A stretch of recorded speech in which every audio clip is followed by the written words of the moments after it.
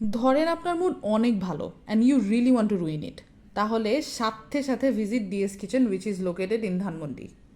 We went there to have breakfast. We had 30 টাকার পরোটা, 30 টাকার লুচি, 30 টাকার ডিম পোচ।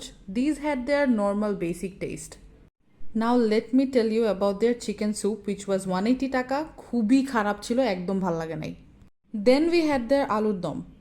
আচ্ছা, পজ, আমরা কিন্তু আলুর দমই অর্ডার করছি, ঝোল না। Wait a minute! Who are you? ইট ওয়াজ 60 টাকা, এটাও বিচ্ছিরি ছিল, আমি টেস্টটা পর্যন্ত ডেসক্রাইব করতে পারতেছি না। Now let's come to the last serve, beef masala which costed us 230 টাকা।